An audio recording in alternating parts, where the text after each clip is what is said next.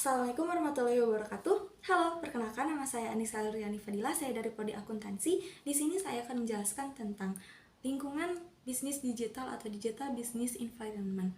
Pertama-tama, apa sih yang dimaksud dengan lingkungan bisnis digital? Lingkungan bisnis digital adalah kondisi yang terjadi di sekitar atau di dalam perusahaan itu sendiri yang dapat mempengaruhi laju usaha perusahaan tersebut. Lingkungan bisnis digital dibagi menjadi dua, yaitu macro environment atau dari lingkungan luar dan juga micro environment atau dari lingkungan dalam atau di dalam perusahaan itu sendiri.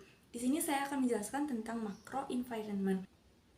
Macro environment dibagi menjadi 5, yaitu SLEPT atau yang kerap disebut dengan SLEP.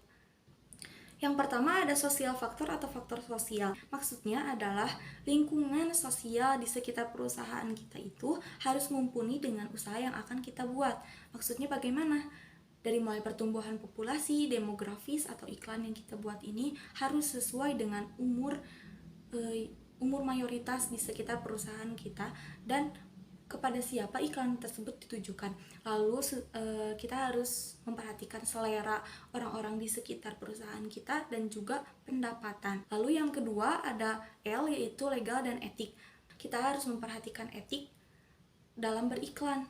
Maksudnya iklan kita itu tidak boleh mengandung sara dan juga tidak boleh menyinggung produk lain.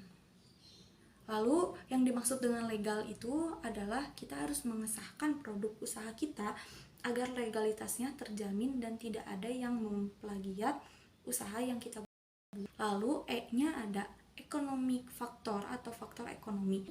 Faktor ekonomi itu adalah kinerja ekonomi di suatu negara atau kinerja ekonomi di sekitar perusahaan kita itu bagaimana sih.